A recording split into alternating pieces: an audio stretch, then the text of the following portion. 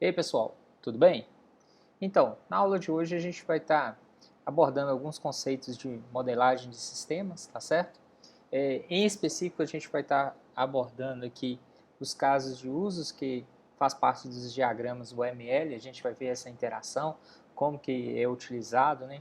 Principalmente mostrando aí uma ferramenta case, né? E o principal pergunta que a gente tem que fazer, né? Por que a gente quer modelar um sistema, né? Por que tem que modelar esse sistema?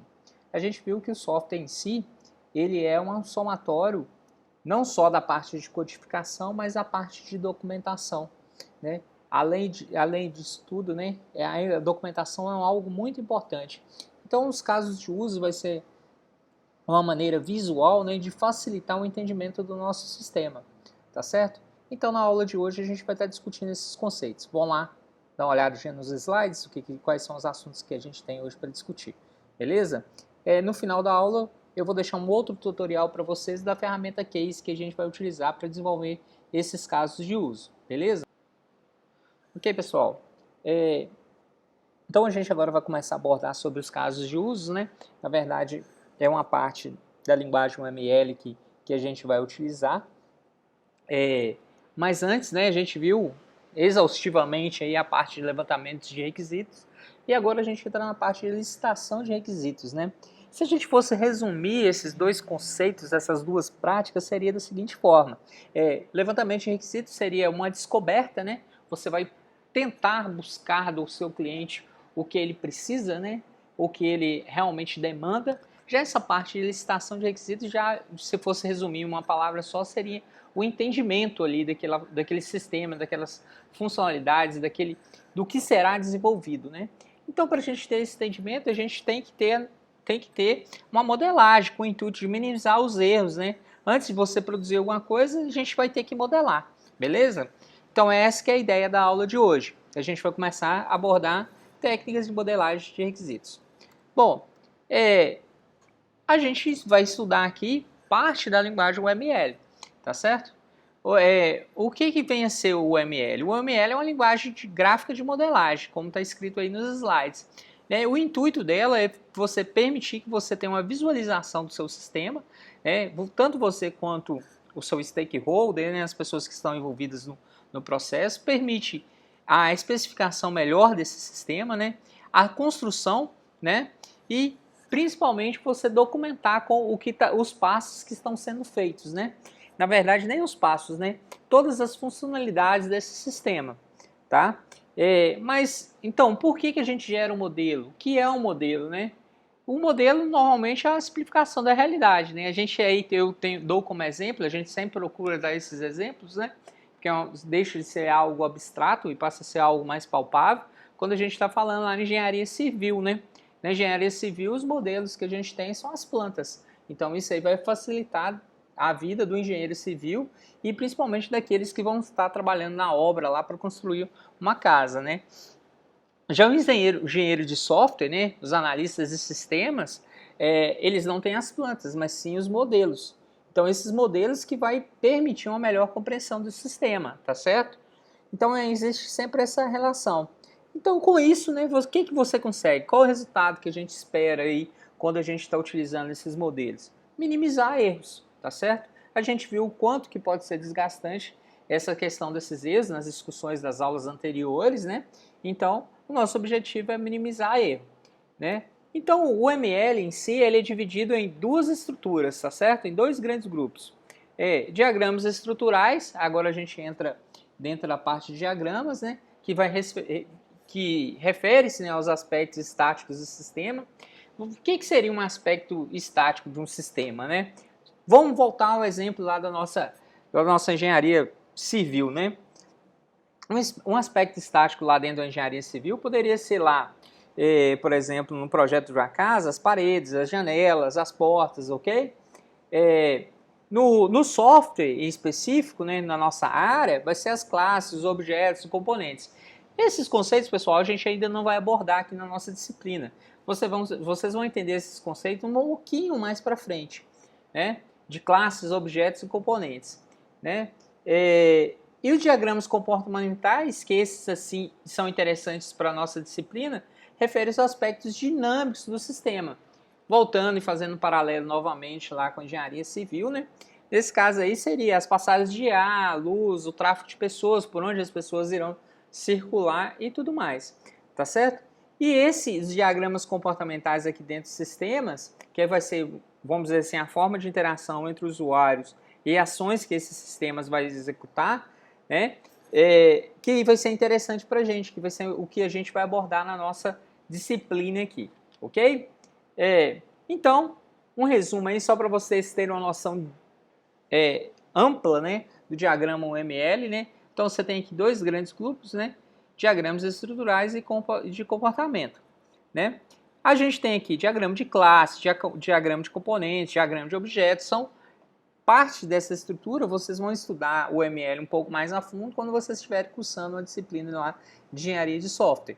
No nosso caso aqui, a gente vai vir para esse lado aqui, que são os diagramas comportamentais. Uma vez que a gente não tem os conceitos de programação e tudo mais, a gente vai se ater muito aos diagramas de caso de uso, tá certo? Então, hoje a abordagem da nossa aula são os diagramas de casos de uso, beleza? Então, o que são casos de uso, então? Ela vai ser utilizada, então, como uma técnica de descoberta de requisitos, tá certo? Pode ser tanto na análise, né, quanto na descoberta, isso é importante falar, né? E é uma característica fundamental da linguagem UML. Então, você tem vários projetos aí que utilizam os casos de uso como aplicação. Mas será que bicho de sete cabeças que é esse caso de uso, né? O caso de uso ele vai identificar, a primeira coisa, os atores envolvidos e a interação que existe entre o autor e a ação, ok? Mas como que isso vai ser representado? Na maioria das vezes ele vai ser representado em modelos gráficos, né? Como que a gente tem aqui, né? Como representar, então, os casos de uso? Normalmente os autores a gente utiliza lá as figuras, lá, as clássicas figuras de palito, né? Os homens palitos, tá certo? Para identificar os atores. E cada classe de interação é representada por uma elipse, tá certo? E linhas fazendo ligação entre autores e a interação, né? Mas o que seria isso, né? Uma coisa, o que seria uma interação? No sistema, fazer login, por exemplo, né? Então, fazer login ficaria dentro de uma elipse. E você teria lá o usuário tendo essa interação, né? O usuário como autor ali. Um exemplo aí que a gente tem aí, né? Vários desses exemplos, né? A gente tem lá, né? O autor, o cliente, então ele solicita pedidos de peça. O administrador cadastra uma tarefa. O operador realiza a tarefa. Compras e entrega peças, ok? O que quer dizer isso? Aqui a gente tem as figuras dos atores e aqui a gente tem as interações. Simples assim. Então, esse é um modo de representar, ok? Outras maneiras, né? O mesmo autor, a gente deixa claro que o mesmo ator, ele pode ter várias interações, né? Então, um cliente ele pode comprar um produto, como ele também pode realizar a devolução desse produto, beleza? Então, os casos de uso, então, identificam as interações individuais entre os sistemas e usuários ou outros sistemas. Então, o que acontece? Ator, pessoal, nem simplesmente vai ser o quê? Nem sempre vai ser uma pessoa em si. Pode ser uma interação com outro sistema. Igual, por exemplo, um sistema bancário. O que acontece? Você tem lá o cliente de um lado e esse cliente ele vai executar ações que vai interagir com o sistema bancário. Então, é importante salientar isso também, que nem sempre é somente o usuário, sim, assim como autor. Beleza? Ator, beleza? Então, alguns exemplos aqui que a gente tem aí de interações dentro desses sistemas, né? Emprestar livros, vender livro, incluir ordem de serviço, solicitar estoque, todas essas ações que a gente já listou, né? Essas funcionalidades que a gente vai listando, né? Com esses verbos que demandam uma ação, né? Gerenciar alunos, né? Cadastrar livros. Bom, a gente mostrou o exemplo então da biblioteca, mas vocês devem estar pensando assim: poxa, professor, você relacionou que você disse que as interações são todas ações dentro do sistema. E Mas naquele sistema da biblioteca existem outras interações, existem outras ações que podem ser executadas pelos atores, né? Então, por exemplo, né, incluir um livro, alterar dados desse livro, excluir o aluno, por exemplo, permitir que esse aluno possa fazer uma pesquisa pelo nome do autor, pelo nome do livro, pela editora, enfim. Será que a gente não teria que colocar todas essas ações, no nosso caso de uso, a gente não teria que representar? Aí fica a pergunta, o que vocês acham? Na verdade, pessoal, a gente está colocando isso aí porque não há um consenso se deve ou não colocá-las, né?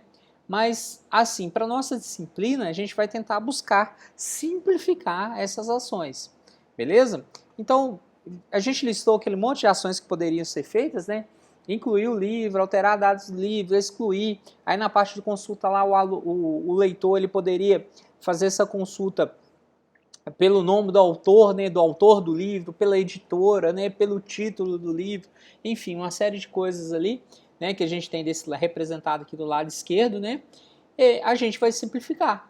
A gente vai simplificar colocando o quê? Que o atendente ele pode gerenciar os leitores, que é o cadastro dos usuários e tudo mais, né?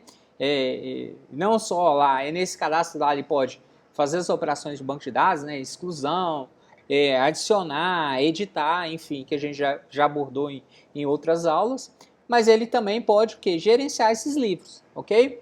Esse gerenciar livros vai incluir lá, alterar o livro, incluir um novo livro, excluir um livro antigo e tudo mais, beleza? Então, simplificou a nossa representação aqui do sistema.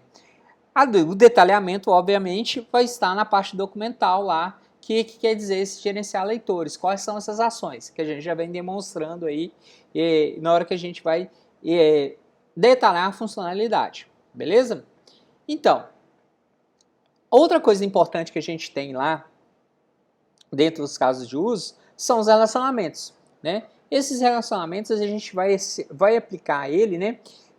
Quando a gente tem lá a obrigatoriedade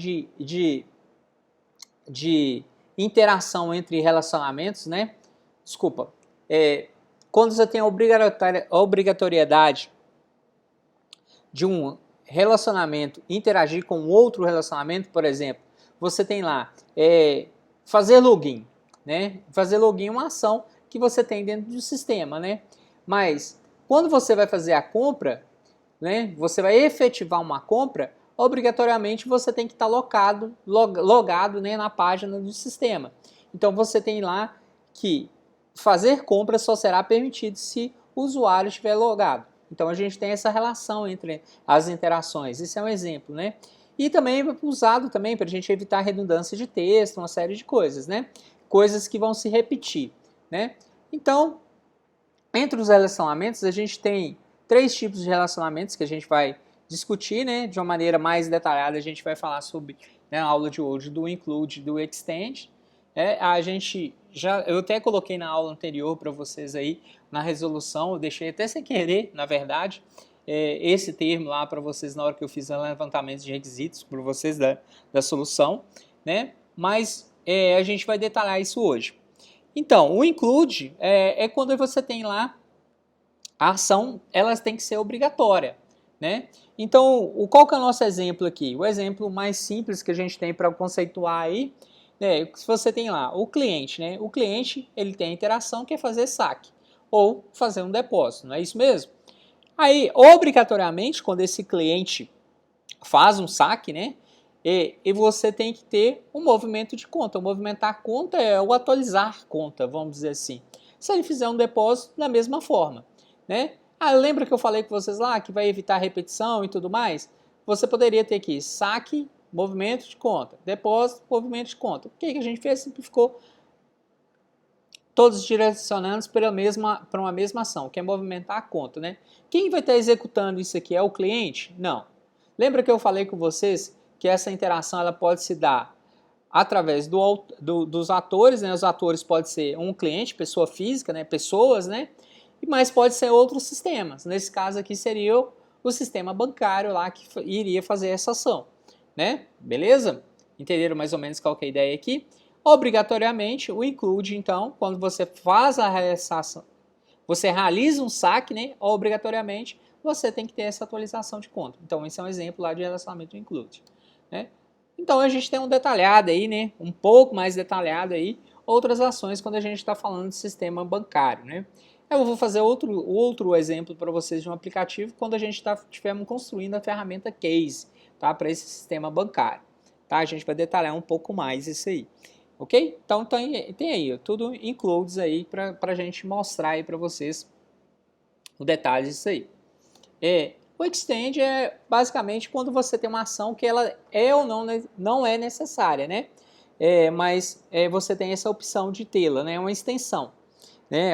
E essa execução passa a ser opcional, tá certo? A outra maneira também de usar o extend é quando você tem lá uma atualização lá do sistema, né? Que você quer incluir uma nova funcionalidade, mas você não vai reescrever toda a documentação, né? Um exemplo disso aí seria lá, quando a gente estava dando o exemplo lá do empréstimo de livro, tem uma regra desse empréstimo de livro que é somente o aluno com carteirinha que vai poder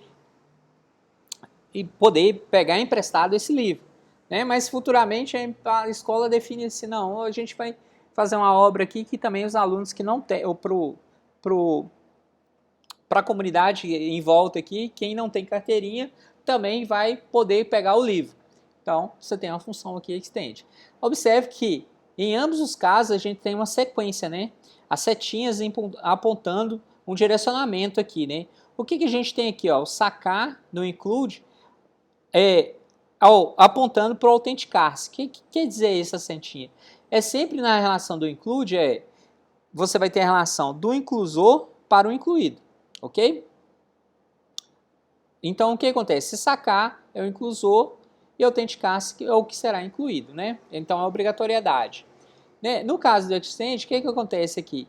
Você tem a relação contrária, que é do extensor para o estendido, tá certo? Quem foi estendido foi a função emprestar livros aqui, né? Então, essas setinhas, o direcionamento das setinhas são importantes aí também, tá certo?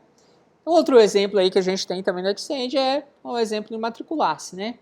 Do aluno no sistema de matrícula de escolas, né? Obrigatoriamente, o que você tem? O ator, ele matricula na escola, vai matricular na escola, então essa é uma ação de interação. E obrigatoriamente a gente tem o include. Observe também a setinha, tá certo? Que ele obrigatoriamente ele tem que estar matriculado em disciplinas para ele estar matriculado dentro da universidade, tá certo? E você pode ter depois a receber alunos estrangeiros, que esses alunos estrangeiros eles precisam o quê? Fazer uma verificação para matricular antes na universidade. Beleza? É o exemplo do extend. Observe que as linhas são tracejadas, tá, pessoal? Quando a gente vai fazer essas representações.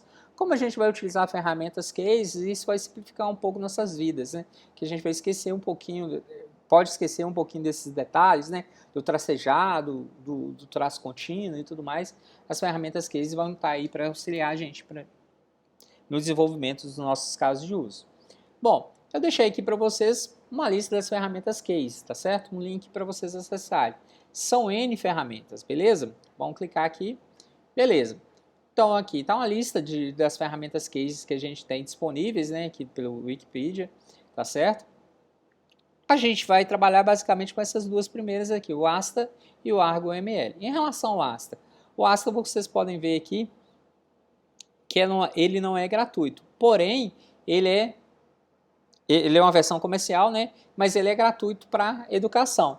Então o que vocês vão fazer? Vocês vão entrar lá no site do Asta, né? Fazer o download do aplicativo e cadastrar com vocês aí o seu e-mail institucional, tá certo? Aí você vai receber uma licença para utilizar esse programa de forma gratuita. Ele é bem completinho.